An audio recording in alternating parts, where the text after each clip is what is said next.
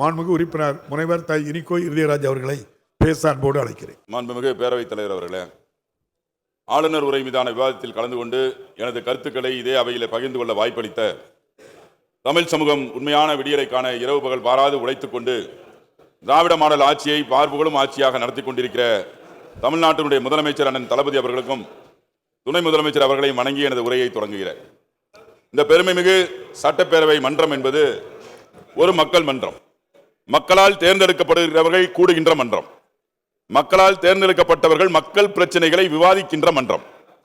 தென்னகத்து Bernard Shaw பேரறிஞர் அண்ணா, முத்தமிழறிஞர் தலைவர் கலைஞர் அண்ணன் தளபதி அவர்களால் வழிநடத்தப்படுகின்ற மன்றம், வழிநடத்தப்பட்ட மன்றம். இந்த மன்றத்திற்கு என்று ஒரு மரபு இருக்கிறது. இந்த மாமன்றத்திற்கு என்று சட்ட விதிகள் இருக்கின்றது. பல்துறை வித்தர்கள் நிரம்பிய இந்த மாமன்றம், இந்த மாமன்றத்தை ஒழுங்குபடுத்த மக்கள் பிரதிநிதிகளால் தேர்ந்தெடுக்கப்பட்ட சட்டப்பேரவை தலைவர் இருக்கிறார். மாமன்றத்திற்கென்று பல்வேறு பெருமைகள் இருக்கின்றன.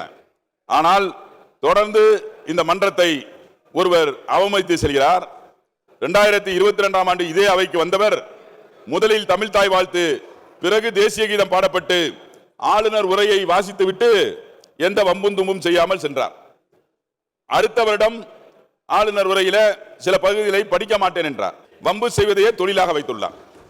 பொதுவாக ஒரு நிகழ்ச்சி தொடங்குகின்ற முன்பு தமிழ்தாய் வாழ்த்து பாடுவதும் இறுதியில் தேசிய கீதம் பாடுவதும் தான் காலம் காலமாக நாம் கடைபிடிக்கின்ற மரபு. பள்ளிகளிலும் பொதுக்கூட்டங்களிலும் அரசு நிகழ்ச்சிகளிலும் பொது நிகழ்ச்சிகளிலும் இதுதான் நடைமுறை என்று நாம் பார்த்துக் கொண்டிருக்கிறோம். ஏன் பாரதிய ஜனதா ஆட்சி செய்கின்ற புதுச்சேரி, மகாராஷ்டிரா, ஒடிசாவில் கூட அந்தந்த மாநில பாடல்கள் முதலில, பிறகு நிறைவிலே தேசிய கீதம் பாடப்பட்டு வருகிறது. குடியரசு தினத்திலும் சுதந்திர தினங்களிலும் கூட தேசிய கீதத்தை இறுதியில் தான் பாடுவார்கள். ஒரு பேச்சுக்கு அவருடைய விருப்பப்படி தேசிய கீதத்தை முதலில் பாடிவிட்டால் என்ன நடக்கும் தெரியுமா? சபை முடிஞ்சிருச்சுன்னு நாங்கெல்லாம் எந்திரிச்சு வெளியே போயிருவோம். சபை காவலர்கள் என்ன பண்ணுவாங்க?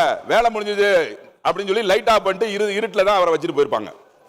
ஏபிசிடிய கூட ஏயில் இருந்து தான் படிக்கணும்னு சொன்னா நான் இசட்ல இருந்து தான் படிப்பேன்னா என்ன அர்த்தம்? மரபுகளை மாற்றி நினைத்த நேரத்தில் நினைத்த இடத்தில் எல்லாம் பாடப்படுவதற்கு தேசிய கீதம் ஒன்றும் RSS கணக்கீதம் இல்லை என்பதை நான் இந்த மன்றத்திலே பதிவிட விரும்புகிறேன். இந்திய நாட்டினுடைய பூர்வ குடிகளாக, மண்ணின் மைந்தர்களாக எங்கள் தாத்தனும் பாட்டனும் போராடி பெற்றுக் கொடுத்ததுதான் இந்த நாட்டிற்கு சுதந்திரம். அதன் வழியாக வந்ததுதான் தேசிய கீதம். இந்தியாவில் பிறந்த பூர்வ குடிகள் அந்த தவற்றை எப்போதும் செய்ய மாட்டார்கள். ஆளுநரோ அரசமைப்பு சட்டத்தை மதிக்க மாட்டேன் என்கிறார். சட்டத்தை மதிக்கவில்லை.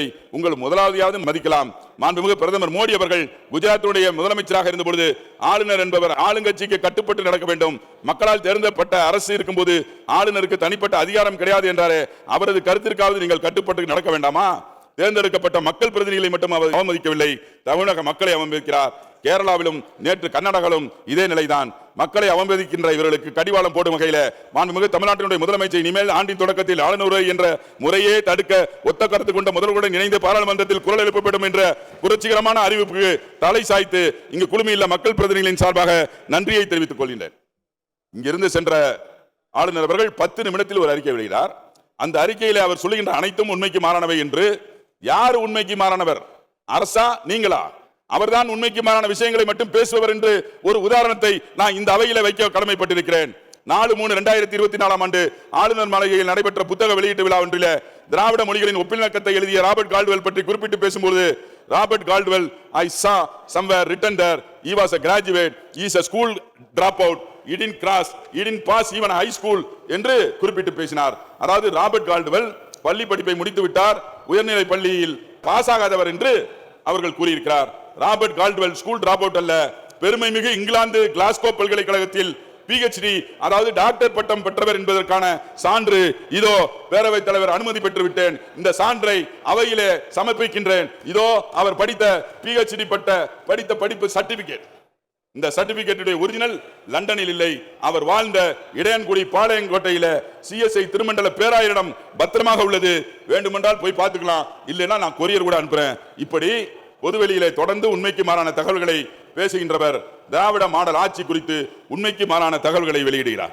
இந்தியாவின் பல மாநிலங்களுக்கு முன்னோடி திட்டமான மகளிர் விடியல் பயணம் திட்டம் மூலம் தமிழ்நாட்டில் ஒவ்வொரு பெண்மணியும் மாதத்திற்கு 888 ரூபாய் சேர்த்து வைக்கிறார்கள். வறுமை ஒழிப்பதில் தமிழ்நாடு இந்தியாவிலேயே முதலிடத்தில் இருக்கிறது என்று நீட்டித்து நிலையான வளர்ச்சி குறியீடுகள் குறித்த 2024 ஆண்டு நிதி ஆயோக், ஒன்றிய அரசினுடைய நிதி ஆயோக் அறிக்கை கூறுகிறது. இது உண்மைக்கு மாறானதா? கலைஞர் மகளிர் உரிமை திட்டத்தின் மூலம் 1,30,00,000 பெண்கள் ஒவ்வொரு மாதமும் 1000 ரூபாய் பெறுகிறார்கள். தன்னம்பிக்கையோடு வாழ்க்கையை எதிர்கொள்கின்ற இந்த பெண்கள் அப்படி ஒரு வாழ்க்கையை ஏற்படுத்தி கொடுத்த திராவிட மாடல் அரசை பாராட்டி கொண்டிருக்கிறார்கள். மனித வளங்களை வளர்ப்பதில் மகாராஷ்டிரா, குஜராத் மாநிலங்களை விட தமிழ்நாடு முன்னேறி இருக்கிறது என்று இந்திய ரிசர்வ் வங்கியினுடைய 2023-24 ஆண்டிற்கான வளர்ச்சி குறித்த ஆய்வு எடுத்திருக்கிறது. இந்த ஆய்வை உண்மைக்கு மாறானவை என்று சொல்கிறாரா?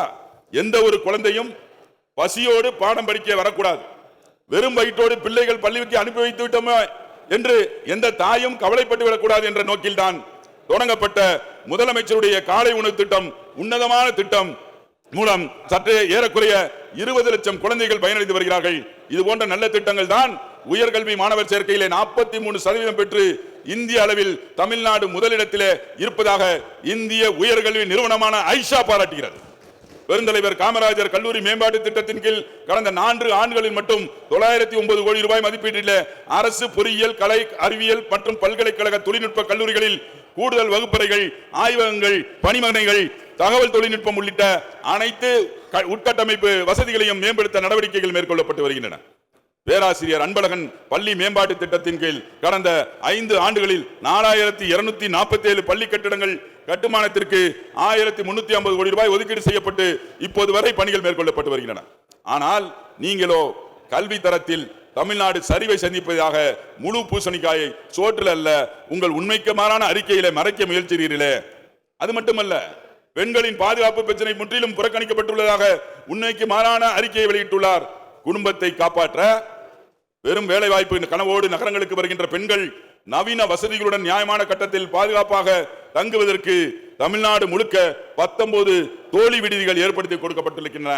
இது போன்ற தொலைநோக்கு திட்டங்களின் வழியாகத்தான் தமிழ்நாடு இந்தியாவிலேயே தொழிற்சாலைகளில் பெண் ஊழியர்களை அதிகமாக கொண்ட மாநிலம் என்கின்ற பெருமை பெற்றிருக்கிறது.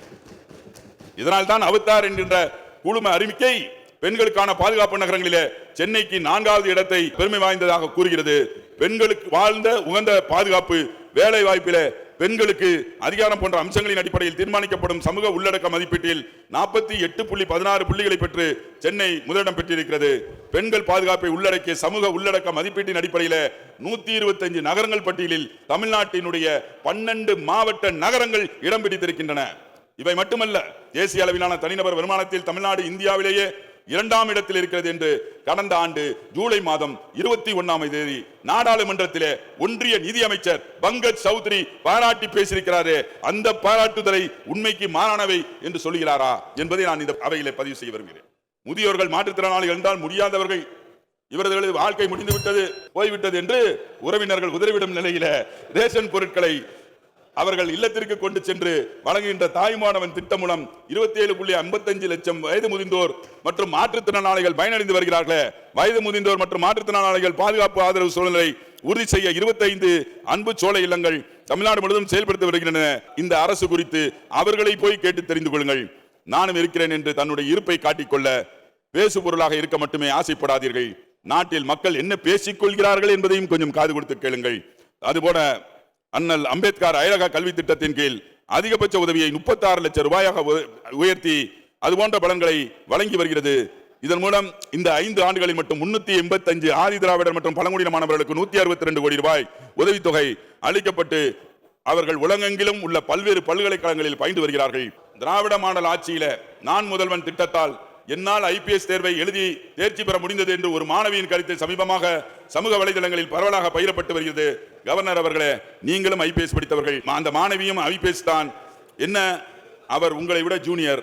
சிறுபான்மையினர் மத்தியில கிறிஸ்துமஸ் விழாவை சில மாநிலங்களிலே கிறிஸ்துமஸ் விழாவை புறக்கணிக்க சொல்லி அதை வன்முறையை ஏற்படுத்தி அந்த சூழ்நிலை இருக்கின்ற பொழுது கண்டன குரல் எழுப்பியவர் இந்தியாவிலேயே முதல் கண்டன குரல் நம்முடைய தமிழ்நாட்டுடைய முதலமைச்சர் அண்ணன் தளபதி அவர்கள் தான்.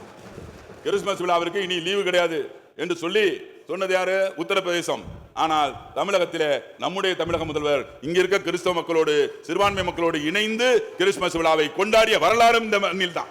நாடு முழுவதும் மைனாரிட்டி மக்கள் அச்சத்தோடு பயத்தோடு வாழ்ந்து கொண்டிருக்கிற நேரத்தில் தமிழகத்தில் அவர்கள் அமைதியோடு வாழ நடவடிக்கை செய்து கொடுத்திருக்கிறது நம்முடைய திராவிட மாடல் அரசு என்பதை நான் இந்த நேரத்தில் பதிவு செய்து, அது மட்டுமல்ல 2019ஆம் ஆண்டு முந்தைய ஆட்சியில சிறுபான்மையினர் கல்லூரிகளுக்கான உரிமைகள் ஜிஓ நம்பர் 5 வழியாக பறிக்கப்பட்டது. ஆனால் அந்த ஜிஓ நம்பர் 5ஐ ரத்து செய்து மீண்டும் சிறுபான்மை கல்லூரிகளுக்கான உரிமையை பெற்றுத் தந்துள்ளார். பிப்ரவரி 12ஆம் தேதி சிறுபான்மை கல்லூரிகள் எல்லாம் நன்றி அறிவிக்கின்ற கூட்டமும் நடக்க இருக்கிறது என்பதை நான் இந்த நேரத்தில் தெரிவித்துக் கொண்டு, நேற்று கூட சிறுபான்மை மாணவ மாணவியர் வெளிநாடுகளில் பட்டப்படிப்பு மேற்கொள்ள 10 மாணவர்களுக்கு 3,60,00,000 திருவாரூர் பெரும்பண்ணையார் திருக்கோயில்களிலும் ராமநாதபுரம் மூக்கையூர் தேவாலயங்களிலும் 1,80,00,000 காசோலை தன்ற நேற்று நிகழ்வு நடந்திருக்கிறது. இத்தனை பாராட்டுகளும் சாதனைகளும் சொந்தக்காரரான திராவிட மாடல் அரசினுடைய முதல்வர் தலைமையிலான இந்த ஆட்சி தொடர மீண்டும் திராவிட மாடல் அரசு 2.0 ஆட்சி அமைய வேண்டும் என்ற தமிழ்நாடு மக்கள் ஆவலோடு காத்துக் கொண்டிருக்கிறார்கள். அதற்கு சாட்சிதான் தினம் தினம் சமூக வலைதளங்களிலே மக்களும் பயனாளிகளும் தன்னிச்சையாக வந்து அதற்கான ஆதரவான கருத்துக்களை தெரிவித்து வருகிறார்கள். 2026ஆம் ஆண்டு சட்டமன்ற தேர்தல் முடிந்து திராவிட மாடல் ஆட்சி 2.0 ஆட்சியில இந்த பேரவைக்கு நாமெல்லாம் வருகிற பொழுது தமிழ்நாட்டுக்கு எத்தனை முறை வந்தாலும் டெல்லி எஜமானர்களுடைய கட்சி இங்கு வரப்போவதில்லை, டெல்லியினுடைய அடிமைகளும் இங்கு வரப்போவதில்லை. 234க்கு 234 வரலாறு காணாத வெற்றி பெற்று எதிர்கட்சியும் நாம் தான் ஆளுங்கட்சியும் நாம் தான் என்ற நிலை வருகிற போது அதற்காக நம்முடைய முதல்வர் மிக சாதுரியத்தோடு மிக பொறுமையோடு திட்டமிடல் செய்து இந்த பெருமையை உருவாக்கி தந்து கொண்டிருக்கிற நம்முடைய தமிழ்நாட்டு முதலமைச்சர் அவர்களுக்கு நன்றி சொல்லி வாய்ப்புக்கு நன்றி கூறி விடைபெறுகின்றேன். நன்றி, வணக்கம்.